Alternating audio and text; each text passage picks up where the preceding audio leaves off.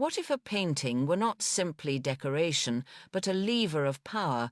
What if a room of paintings could steer politics, reshape alliances, and even decide the fate of a city? In the year 1500, at the height of the Italian wars, a woman sat down to write to Leonardo da Vinci. She did not ask for an autograph. She did not beg for a token of his genius. She wrote to commission leverage. Her name was Isabella d'Este, and her private chamber in Mantua, the celebrated Studiolo, glowed with the warmth of gilded wood and oil paint. But it was not a retreat for leisure.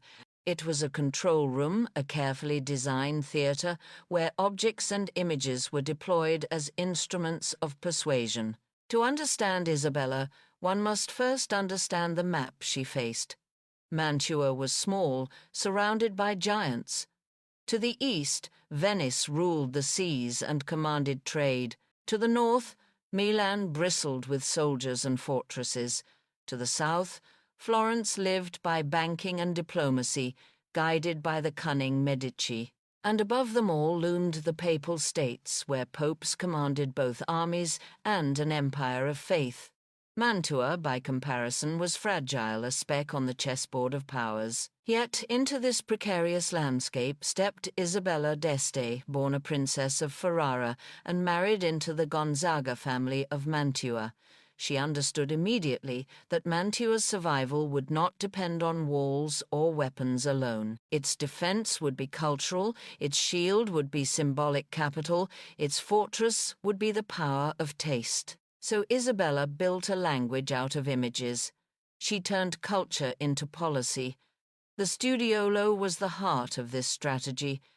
It was not large, but it was dense with meaning.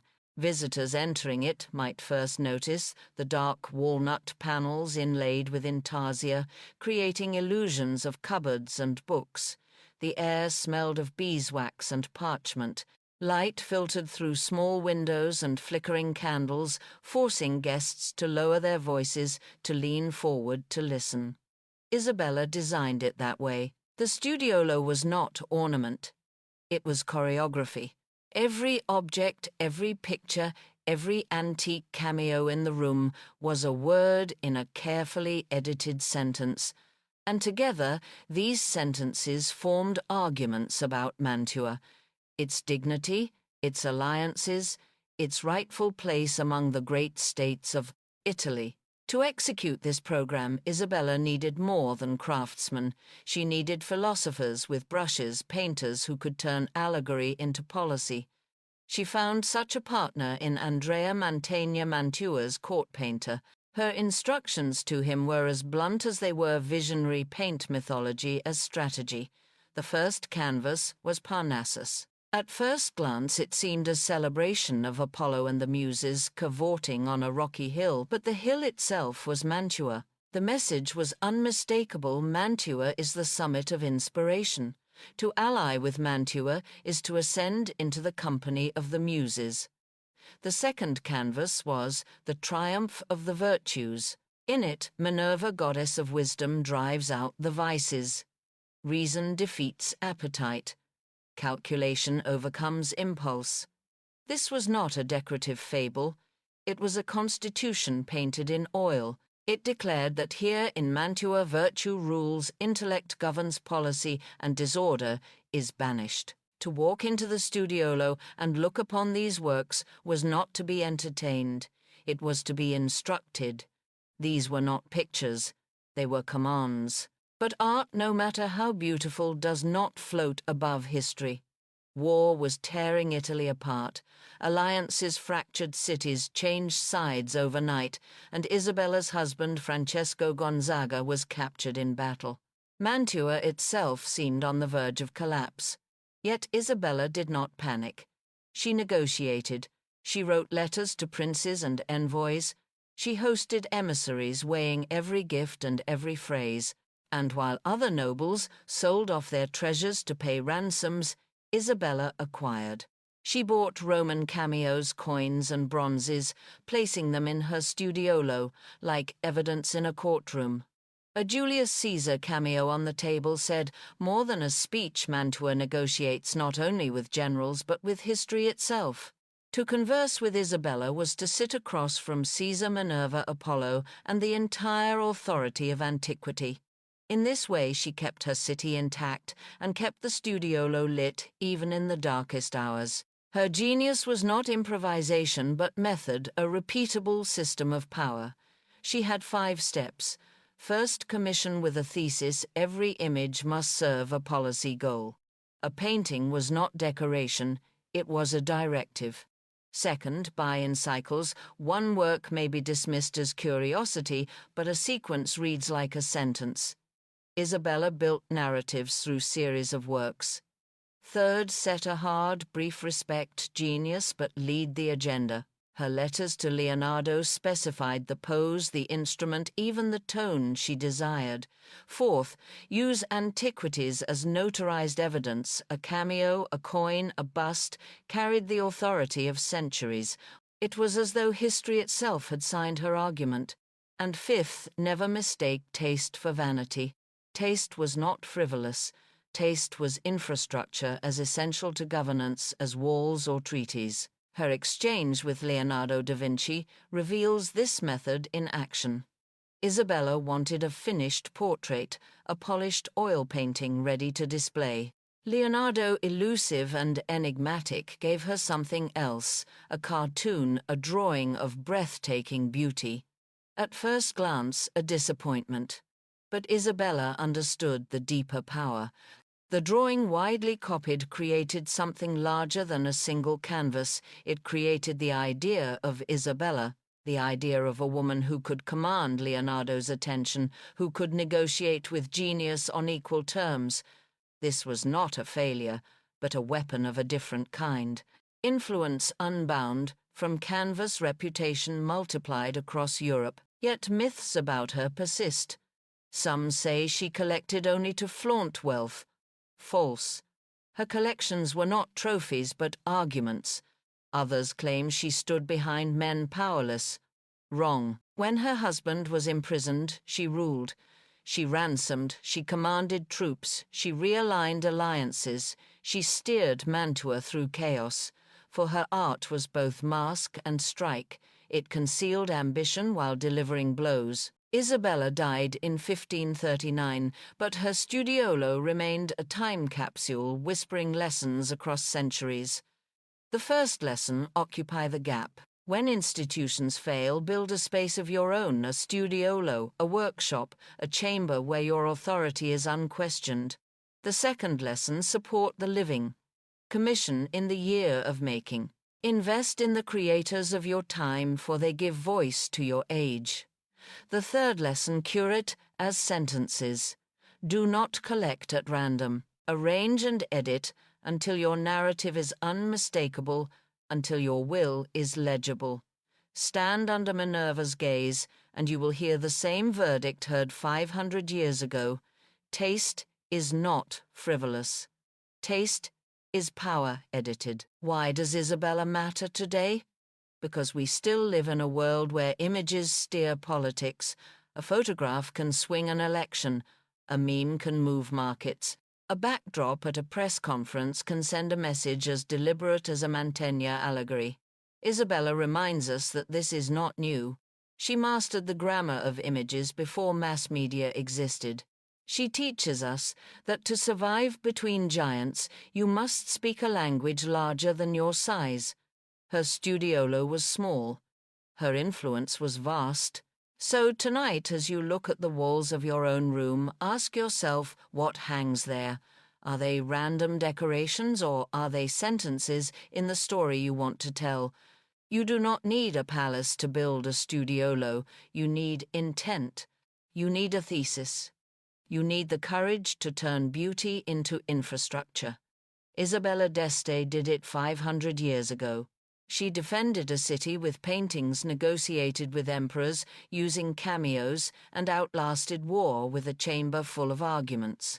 She leaves us with this quiet command: edit your world, compose your narrative, build your studiolo. For 34 years on the throne, Catherine the Great expanded Russia's empire to the Black Sea and transformed it into a true European power. Yet what secured her legend was not only armies and treaties, it was art. Her most enduring legacy is the Hermitage, a museum born from passion, intellect, and strategy, crafted by an empress who understood that culture could be as powerful as war. This is not just the story of a monarch. It is the journey of a foreign bride who became Empress of Russia, an outsider who faced suspicion, intrigue, and betrayal, but who turned art into politics and a museum into a declaration of civilization. The year is 1729. In the small Prussian town of Stettin, a girl named Sophia Frederica Auguste is born. No one imagines this princess from a minor German principality will one day rule the largest empire on earth. Her childhood is modest, yet marked by sharp intelligence and an insatiable hunger for books. She devours philosophy, languages, and history.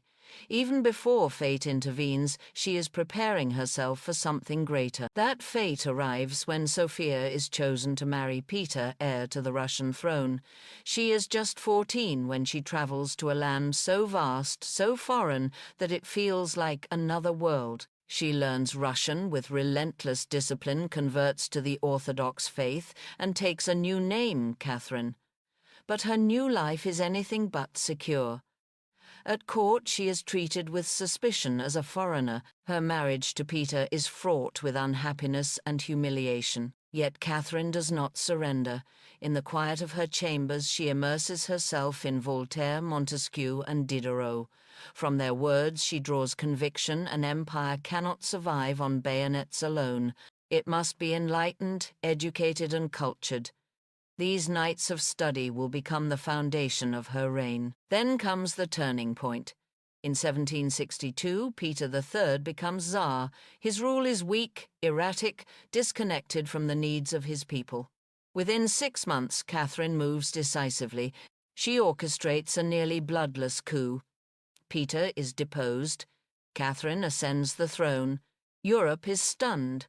A German-born woman has seized the crown of Russia. From that day forward, she must prove she is not a usurper, but the rightful architect of Russia's destiny. While most rulers cement power through wars, Catherine sees another path. She understands that true greatness requires culture. She begins corresponding with Europe's greatest minds. Voltaire hails her as a philosopher on the throne. Diderot dreams of her as a sovereign who might realize the Enlightenment's ideals.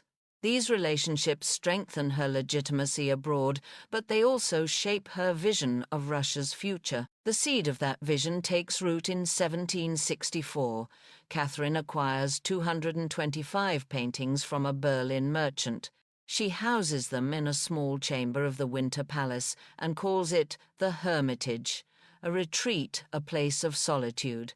At first it is modest, but in that modesty lies the origin of one of the world's greatest museums. From that chamber the Hermitage grows relentlessly.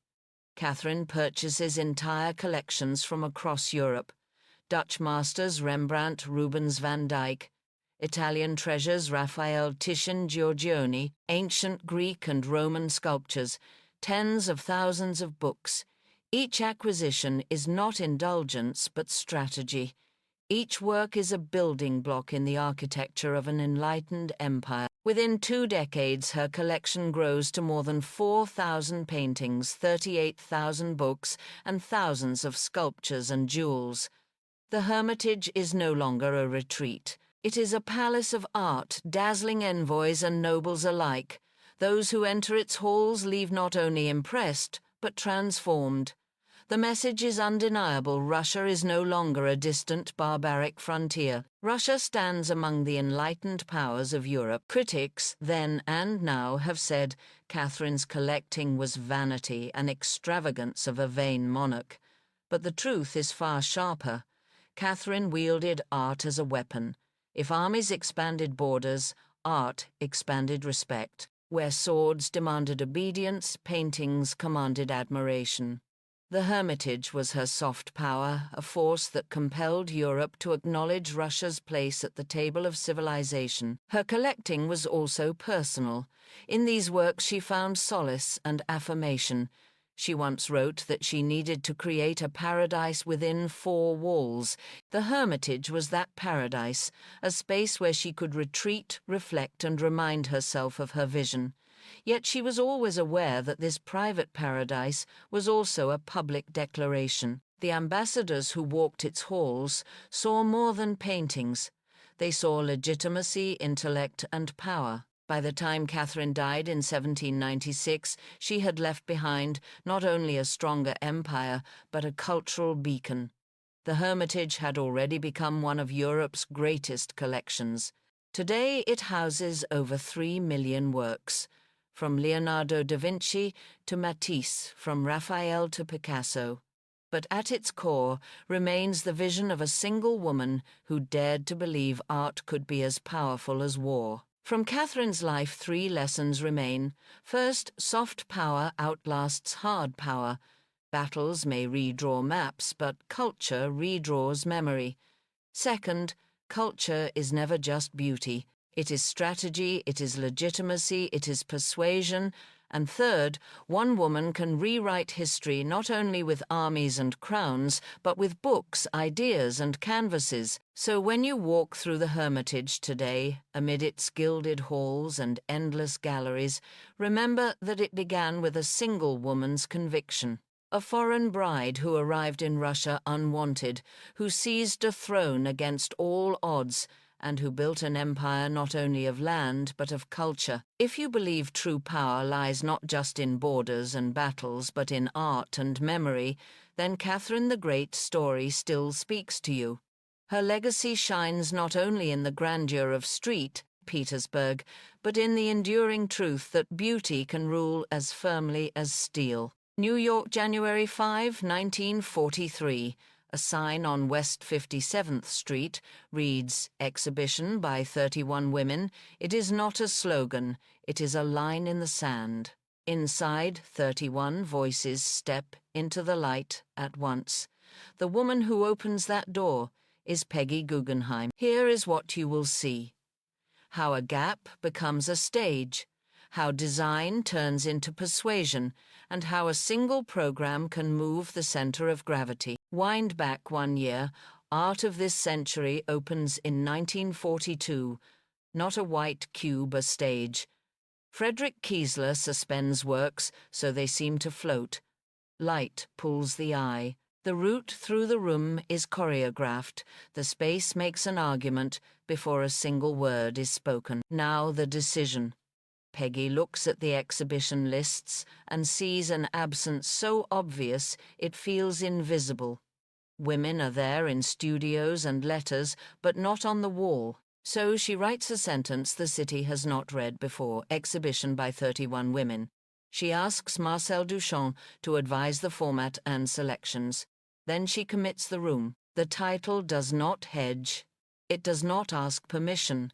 It simply names who is speaking and then lets the work speak. Open the doors and watch the mixture. Abstraction beside surrealism. Europe beside America.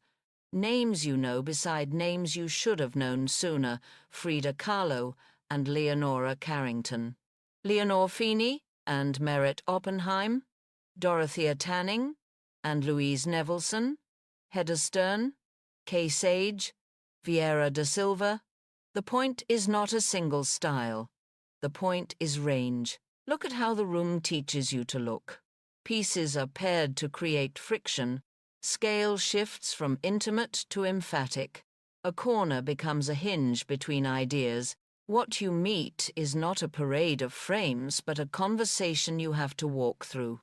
Design is doing the quiet work of persuasion. The city reacts. Some critics squint for labels. Is this a stunt? Is it a manifesto?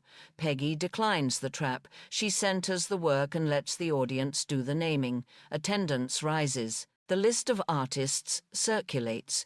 A curtain that had been half drawn for decades moves a little more open, and it does not end at one night.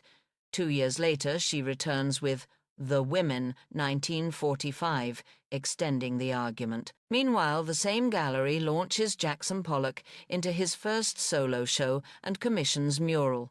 This is the method: build a runway, not a headline. Make it a program, not an exception. Why does this matter now? Because habits outlive evidence. Institutions repeat what they have already seen. Peggy's move breaks a loop without breaking the audience. She uses the tools of a patron money-space schedule and aims them at a gap everyone pretends not to see. She does not wait for the market to invent demand. She manufactures the conditions in which demand can hear itself. Think of what the title does to your expectations. Exhibition by 31 women. You enter prepared for a single note. You leave with a chord. The show refuses the idea of the woman artist as a genre. It replaces the cliché with a map. What lingers after the posters come down is a procedure anyone can use. Find the empty lane. Design the encounter, not just the wall. Repeat until a novelty becomes a habit. 3 takeaways clean. 1, occupy the gap. If the lane does not exist, stripe it and drive. 2, design is persuasion. Sightlines, height, pacing the room, writes the subtext. 3, make it a program. One night argues. A sequence convinces. If you were standing on West 57th in January 1943, would you hang that sign? Would you take the risk of clarity, A or B, occupy the gap, or wait for consensus? And if you ran your own version today, which 3 names would you put on the wall first?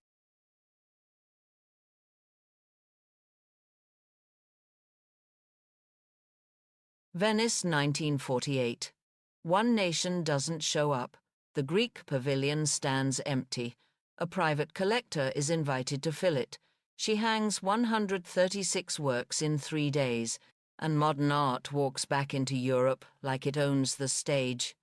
This isn't a museum press release. This is Peggy Guggenheim. What you'll take away: how she turned a vacancy into a victory, how design became persuasion, and why place, not just taste, can change the read of art. Before the doors open, rewind a few years, Paris 39 to 40. Peggy sets herself a rule: buy a picture a day. Cubists, surrealists, the unfashionable, the urgent. It isn't just collecting. It's salvage and a plan. The plan says, when the room is ready, be first through the door. The room is Venice. After the war, the Biennale returns. Pavilions expect safe choices. Then Rodolfo Pallochini makes a call: use the empty Greek pavilion, show the present tense. Peggy says yes. She brings the new with no apology: Brancusi and Kandinsky beside Miro and Klee. Early abstraction and surrealism. And a young American language Europe has barely heard pronounce itself. It's not nationalism. It's proof of life. For the build, she partners with Carlo Scarpa. Not a decorator, an architect of how you encounter a picture. Scarpa sketches routes, sightlines, heights. A Mondrian anchors a wall. Other works climb around it. Some pieces hang in corners, heresy then common sense now. Frames float. The gallery breathes. You don't walk past a row of rectangles. You climb a conversation, and the city watches. Critics file dispatches. Crowds queue. Someone calls it like popping a bottle of champagne after years of calling this art degenerate Europe, suddenly sees it alive again. The scandal isn't the bodies or the colors. The scandal is clarity. Does a private eye belong in a national pavilion in 48? That's the question. Peggy's answer is blunt. If the nation won't introduce the future, I will. She is not there to flatter flags. She is there to switch on a century. Now the trick no one notices at first place. The Greek pavilion gives height and distance. Windows thresholds a cadence of rooms. Scarpa uses it all. The same painting shifts character when the architecture shifts the approach.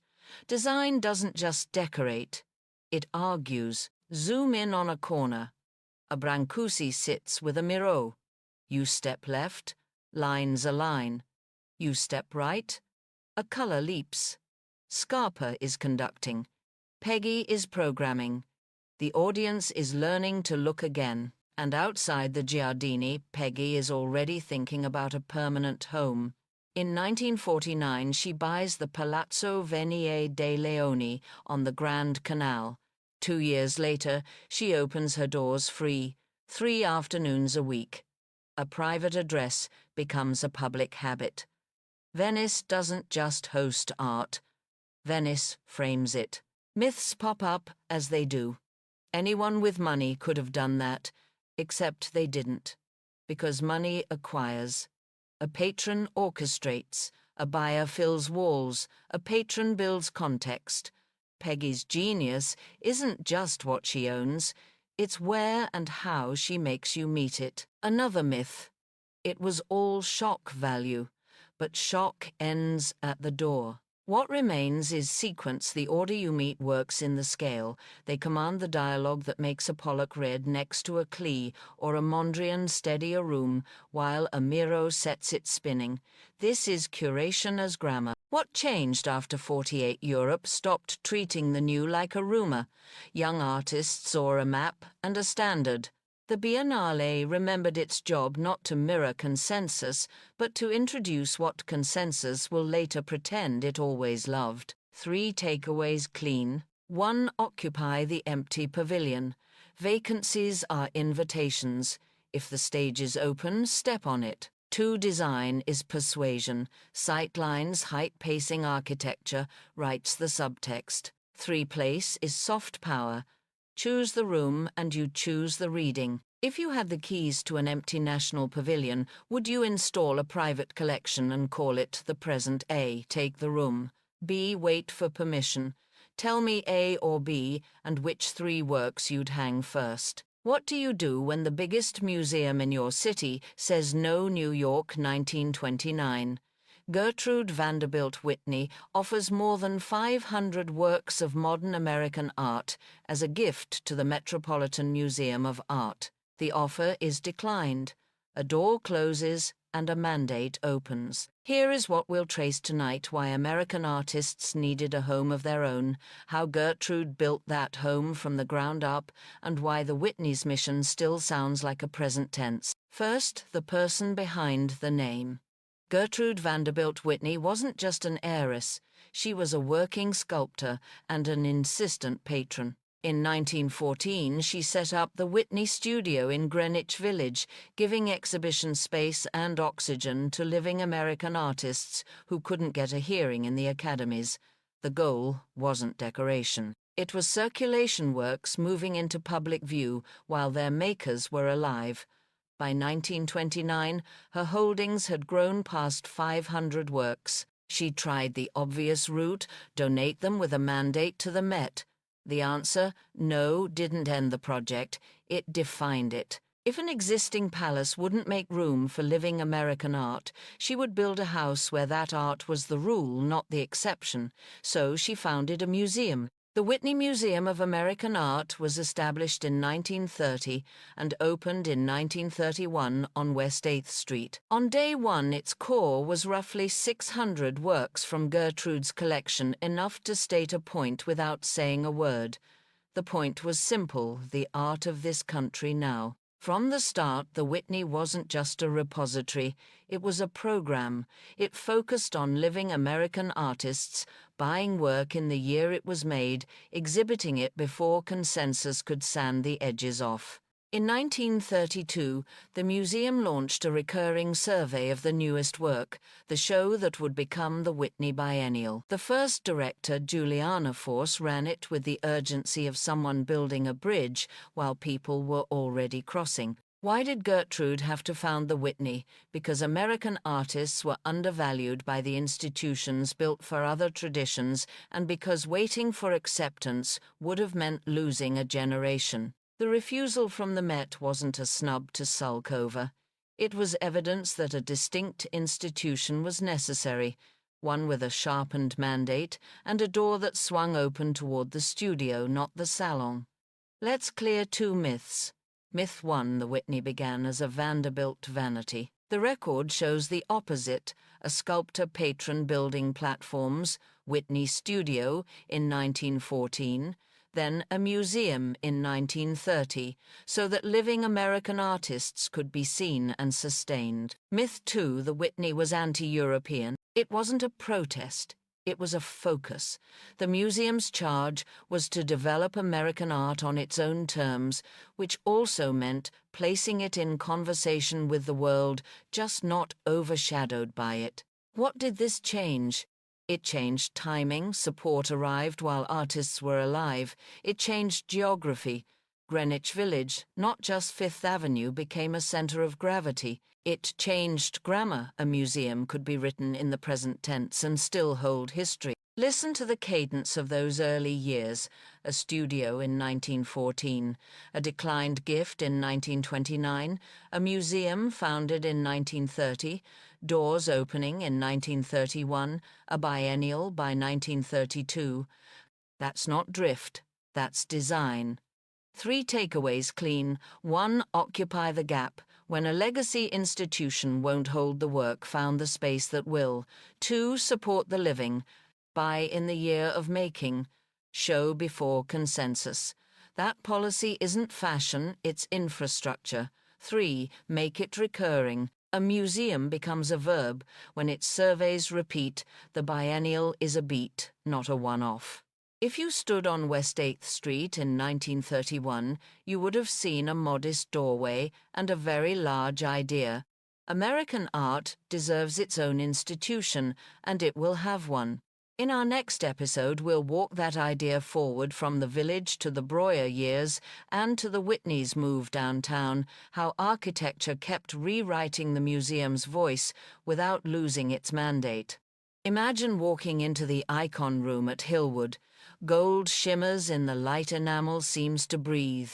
On their pedestals, 2 imperial Fabergé eggs gleam like punctuation marks in a long story about time, power, and will. How did these treasures, once the pride of the Russian court, end up in a Washington mansion? And how did one woman born into American industry transform herself into the guardian of an exiled empire's art? Her name was Marjorie Merriweather Post.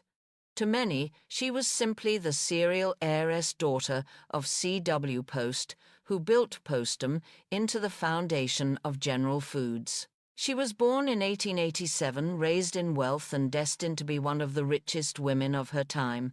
But Marjorie's legacy is not only measured in dollars or company shares. Her true argument was visual. She chose to let her life be written in porcelain gold and enamel in rooms filled with objects that told the story of vanished courts and displaced empires. The turning point came in the late 1932.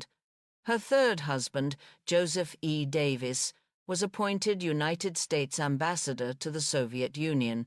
That meant Marjorie was living in Moscow during one of history's strangest transactions. The Soviet government, desperate for foreign currency, began selling off the treasures of the Romanovs. Palaces were emptied. Icons, silver, enamels, jewelry, all stripped from churches, aristocratic mansions and imperial storehouses were quietly placed on the market. For most foreigners, these objects were curiosities. For Marjorie, they were destiny. She had already trained her eye on French decorative arts, collecting Sèvres porcelain and 18th-century treasures. When she saw the Russian objects, she recognized their quality instantly. This was not random shopping, it was a strategy. She had access through her diplomatic position. She had timing buying at the very moment masterpieces were set in motion. And she had taste, the ability to see how Russian craftsmanship echoed and rivaled the French. Piece by piece, she brought them home. Among them were 2 Fabergé imperial Easter eggs, the 12 monograms egg of 1896 made for Empress Maria Feodorovna, and the Catherine the Great egg of 1914 celebrating Russia's most powerful empress. These were not trinkets. They were relics of sovereignty, symbols of faith and power, forced into exile. And now they lived in Marjorie's hands. But the collection did not stop at jewellery. It grew into nearly 90 Fabergé works alongside icons, silver services, court gifts, and hundreds of objects that once defined the language of Imperial Russia. She was not the only collector, but she was the one who would make a museum of it. In 1955, she purchased Hillwood Estate in Washington, D.C. To the outside eye, it was just another grand mansion. To Marjorie, it was a stage. She curated it as both her residence and her blueprint for a future museum. Every room had a role. The French porcelain room demonstrated her training in proportion and finish. The icon room rephrased that training in Russian gold enamel liturgical splendor, all set as if the Orthodox court had been reassembled in Washington. Hillwood was not decoration. It was an argument. Marjorie knew her role was temporary. She believed herself a custodian, not an owner. Her plan was to give Hillwood to the Smithsonian to ensure it would live on as a museum. When that arrangement failed, her foundation stepped in. In 1977, 2 decades after she purchased the estate, Hillwood opened to the public. A private home became a civic institution. Her vision became real. So what do these objects mean beyond their beauty? They tell us about the mechanics of power, a government selling its past, dealers translating value across borders, collectors anchoring displaced culture in new settings. It is soft power in reverse. Not a nation sending art abroad, but a citizen creating a stage so exiled culture could still be seen. The lesson is clear. Timing is leverage. When history releases its treasures, someone must preserve them before they vanish. A house can be a museum. When designed with intention, rooms can argue, not just decorate. And most importantly, collections reach maturity only when the front door opens. A treasure hoarded is a story silenced. A treasure shared becomes a story retold. Stand again in the icon room. Look at the Fabergé eggs glowing under glass. They are not just art objects. They are markers of diplomacy, commerce, and taste. They chart a journey from the palaces of St. Petersburg through the storerooms of the Soviet state, across the Atlantic, and into a Washington mansion where the public can still see them today. Marjorie Merriweather Post did not simply buy, she built. She built a house, a museum, and above all, a promise that the treasures of an empire would not disappear into private vaults. That beauty, even when torn from its homeland, could still speak. And that one woman's vision could turn exile into permanence. Pause, soft close. In the shimmer of enamel and gold, in the silence of Hillwood's rooms, her promise still stands.